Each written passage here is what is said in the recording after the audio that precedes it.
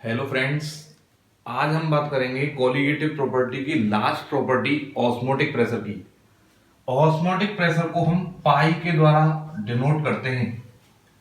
Osmotic pressure को जानने से पहले हमें इसके कुछ पॉइंट्स के बारे में जानना जरूरी है। तो सबसे पहले हम बात करते हैं नंबर 1, सेमी परमेबल मेम्ब्रेन।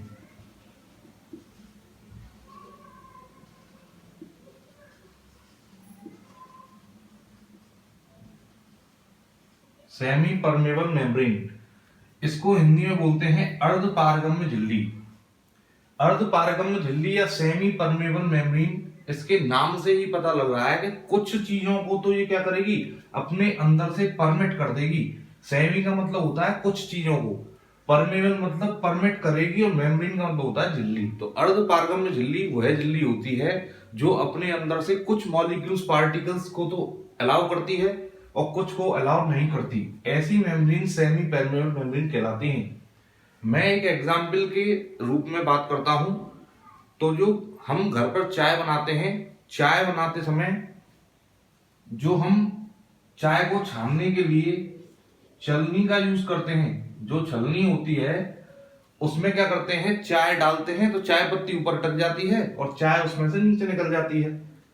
तो इस प्रकार से ये जो छलनी होती है, इसमें से केवल जो चाय नीचे निकल जाती है, जो पत्ती होती है वो ऊपर अटक जाती है। तो अर्थात ये जो पत्ती है उसको परमिट नहीं कर रही है, क्योंकि जो चाय की छलनी में जो छिद्र होते हैं वो चाय की पत्ती से अधिक छोटे होते हैं, इसलिए पत्ती उस छलनी से पार नहीं हो पाती।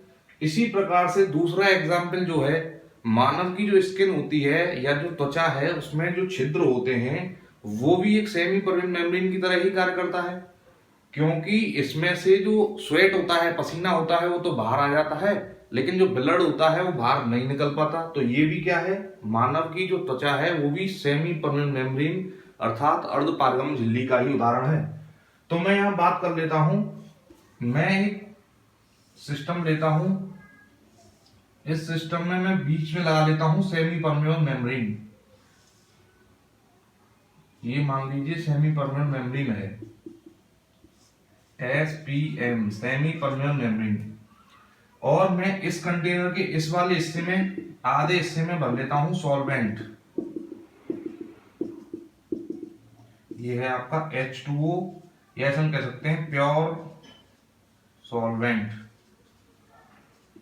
और आधे हिस्से में हम भर लेते हैं सी वाटर या सॉल्ट वाटर। ये सॉल्ट के मॉलिक्यूल्स यहां आपको दिखाई दे रहे हैं, कण दिखाई दे रहे हैं। तो हम जानते हैं ये आपका कंसंट्रेट सॉल्यूशन होगा, कंसंट्रेट सॉल्वेंट। और यहां कैसा होगा, डाइल्यूट। या फिर हम ये कह सकते हैं कि ये प्योर है और ये आपका सॉल्यूशन है। क्या है, सॉल्यूशन। अब हम यहाँ विशेष ध्यान देंगे कि इसमें जो सॉल्यूट इसमें सॉल्यूट नहीं है, इसमें केवल सॉल्वेंट है, इसमें सॉल्यूट प्लस सॉल्वेंट दोनों है। तो हम यहाँ ध्यान देंगे जो सॉल्वेंट होता है वो आपका पतला होता है, या फिर हम ये भी कह सकते हैं कि जो सॉल्यूशन है वो सॉल्वेंट प्लस सॉल्यूट से मिलकर बना होता है। जो सॉल्यूट होता है वो मात्रा में तो कम होता है, लेकिन साइज जो होता है वो क्या होता है, उसका ज्यादा होता है, साइज क्या होता है, बड़ा। और जो सॉल्वेंट होता है वो मात्रा में तो ज्यादा होता है, लेकिन उसका जो साइज होता है वो होता है छोटा। अब यहां हम साइज की ही बात करने जा रहे हैं, क्योंकि ये क्या है, मेम्ब्रेन है, झिल्ली है, तो इसमें छोटे साइज वाला ही पार हो पाएगा। अर्थात यहाँ पर जो सॉल्वेंट है वो साइज कैसा है, छोटा है। सॉल्यूट का साइज कैसा है, बड़ा है। क्योंकि आपने देखा होगा, हमने शुगर सॉल्यूशन लिया, शुगर सॉल्यूशन में शुगर तो आपका क्या होता है, सॉल्यूट होता है। मात्रा में तो शुगर क्या होती है, कम होती है, लेकिन साइज शुगर का क्या होता है, C6। ये आपका जो फॉर्मूला होता है शुगर का, C12H22O11। और जो वाटर सॉल्वेंट होता है वो H2O है। तो यहाँ पर साइज क्या होता है, शुगर का बड़ा होता है। इसलिए यहाँ पर सॉल्वेंट छोटे साइज का होने के कारण सॉल्वेंट सॉल्यूशन की तरफ क्या कर देगा, फ्लो शुरू कर देगा। तो जो मेम्ब्रेन है वो सॉल्वेंट को ही अलाउ करेगी। तो यहां से सॉल्वेंट क्या है, हाई कंसंट्रेशन से लो कंसंट्रेशन, लो कंसंट्रेशन, ये आप कंसंट्रेट सॉल्यूशन है तो ये हाई कंसंट्रेशन। तो आपको पता है यदि यहाँ पर कोई इस प्रकार की स्लाइड हो और यहाँ से पानी आ रहा हो तो हाई कंसंट्रेशन से लो की तरफ ये तुरंत यहाँ से फिसलना शुरू कर देता है, तो ये हाई कंसंट्रेशन से लो की तरफ जाएगा। तो इसे हम ऑस्मोसिस कहते हैं, ऑस्मोसिस, ये एक नया शब्द है, इसे भी मैं समझा देता हूं। ऑस्मोसिस, तो ऑस्मोसिस की डेफिनेशन के माध्यम से समझते हैं। When solvent flow from solvent side to solution side through semipermeable membrane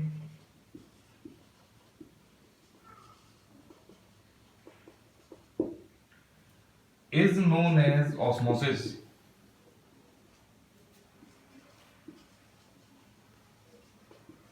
तो यहां ध्यान देंगे ऑस्मोसिस क्या है, जब solvent, when solvent flow from solvent side to solution side, जब सॉल्वेंट की साइड से सॉल्वेंट सॉल्यूशन की साइड जाता है, यहां से ये सॉल्यूशन की साइड जा रहा है through the semi permeable membrane, और ये सेमी परमेबल मेम्ब्रेन के थ्रू जा रहा है, तो इस कंडीशन को आप ऑस्मोसिस कहते हैं। ये सॉल्वेंट जो है सॉल्यूशन की तरफ, या हम ये कह सकते हैं हाई कंसंट्रेशन से लो कंसंट्रेशन की तरफ बहकर जा रहा है, तो इस प्रक्रिया को जब ये सेमी परमेबल मेम्ब्रेन के द्वारा होती है तो इसे हम ऑस्मोसिस के नाम से जानते हैं। हमने यहाँ पर दो चीजें पढ़ ली हैं, semi permeable membrane and osmosis. अब हम बात करेंगे ऑस्मोटिक प्रेशर क्या होता है। तो जो ऑस्मोटिक प्रेशर होता है, मैं आपको बता दूं, जब ये सॉल्वेंट यहां से फ्लो करना शुरू कर देगा तो ये यहां से क्या हो जाएगा, जो सॉल्यूट है वो कम हो जाएगा। जब ये यहां से कम हो जाएगा तो ये यहां चला जाएगा, तो ये ऊपर तक यहां क्या आ जाएगा, सॉल्वेंट फुल हो जाएगा। तो अब क्या होगा, ये जो प्योर वाटर था, प्योर सॉल्वेंट, वो सॉल्टेड वाटर बन गया। तो हमें क्या करना है, हमें प्योर वाटर चाहिए जब ये सॉल्ट वाले की तरफ जा रहा है, तो यहाँ हमें आवश्यकता है प्योर वाटर की, और ये बन रहा है क्या, इम्प्योर। तो हमें क्या करना है, वो कंडीशन मैं आपको बता देता हूं। Osmotic pressure,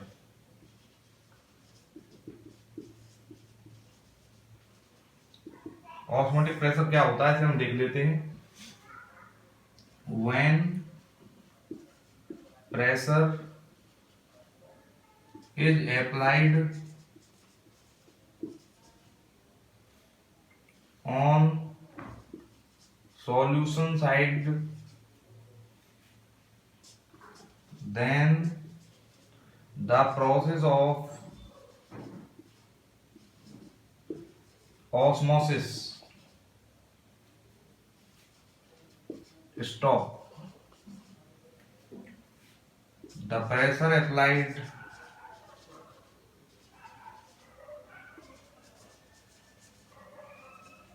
is osmotic pressure. तो देखिए ऑस्मोटिक प्रेशर क्या है, when pressure is applied on the solution side, जब यहाँ सॉल्यूशन साइड पे हम क्या करेंगे, प्रेशर अप्लाई करेंगे, तो ये पी जो प्रेशर हम यहाँ लगाएंगे, ये प्रेशर जब इस ऑस्मोसिस की क्रिया को रोक देगा, जब इधर से प्रेशर लगेगा तो ये क्रिया क्या होगी, स्टॉप हो जाएगी।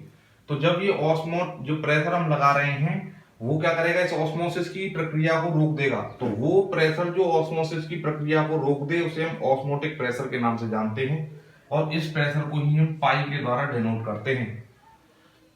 अब हम थोड़ा सा आपको बता देते हैं,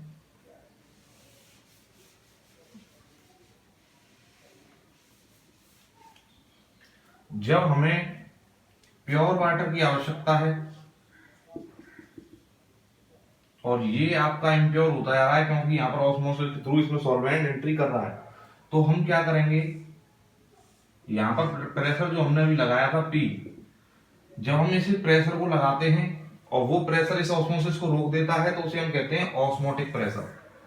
और यदि, तो इसे हम ये भी दिखा सकते हैं P इज इक्वल टू पाई, जब ये ऑस्मोटिक प्रेशर होता है, या हम ये कहते हैं कि जो P है, प्रेशर जो लगाया गया है, वो आपका यहाँ ऑस्मोसिस क्रिया को रोक दे, तो ये आपका ऑस्मोटिक प्रेशर है।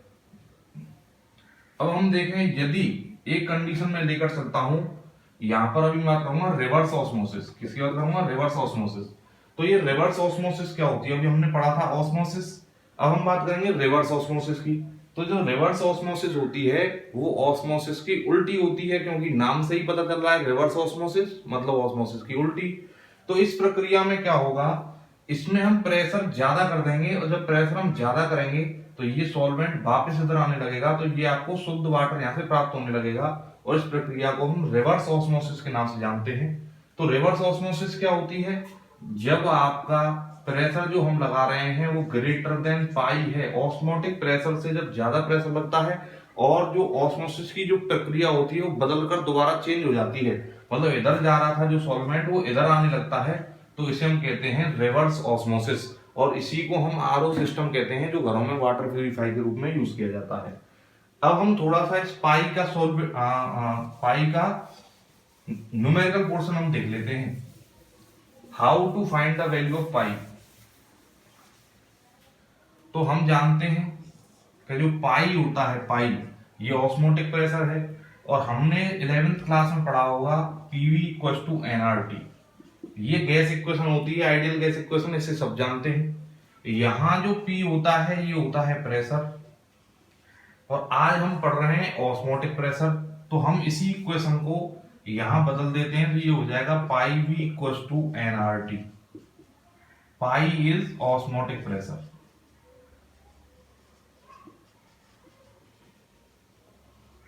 अब देखेंगे यहां से हम V को जब इधर ले जाते हैं तो ये हो जाएगा N/V RT, और N/V आप जानते हैं कंसंट्रेशन होता है, या हम इसे मोलरिटी कहते हैं, और मोलरिटी को हम कंसंट्रेशन भी कहते हैं, कंसंट्रेशन। तो हम इसे कंसंट्रेशन लिख देंगे, ये RT, तो पाई बराबर फॉर्मूला हो जाएगा CRT। ये आपको न्यूमेरल सॉल्व करने के लिए बहुत हेल्प करेगा। यहाँ पर C क्या है? मोलरिटी है। R क्या है? गैस कांस्टेंट है। T क्या है? टेम्परेचर। तो ये आपका हो गया ऑस्मोटिक प्रेशर और उसके न्यूमेरिकल्स के बारे में। लेकिन जब जो कोलिगेटिव प्रॉपर्टी मैंने आपको चारों पढ़ाई हैं, ये सभी कोलिगेटिव प्रॉपर्टी जो होती हैं ये उन सॉल्यूशंस पे लगती हैं जिनके सॉल्यूट जो होते हैं वे डिसोसिएट नहीं होते। और मैंने आपको पहले ही बताया था कि ये क्वांटिटी के ऊपर डिपेंड करती हैं। तो सॉल्यूट जो इनके होते हैं वो डिसोसिएट नहीं होते। फॉर एग्जांपल जो इनमें सॉल्यूट होते हैं वो होते हैं शुगर, ग्लूकोज, ETC। मतलब ऐसे सॉल्यूट होते हैं जो डिसोसिएट नहीं होते। अगर हम यहाँ NaCl ले लेते हैं और ये आपका डिसोसिएट हो जाएगा Na positive ion plus Cl negative ion, तो जो डिसोसिएशन और एसोसिएशन की कंडीशंस में ये वाले जो फॉर्मूले मैंने आपको बताए हैं ये अप्लाई नहीं होते। इस कंडीशन में हम बात करते हैं एक फैक्टर की जिसे हम कहते हैं वॉन हैव फैक्टर। तो वॉन हैव फैक्टर जो होगा उसकी चर्चा हम नेक्स्ट वीडियो में करेंगे। धन्यवाद।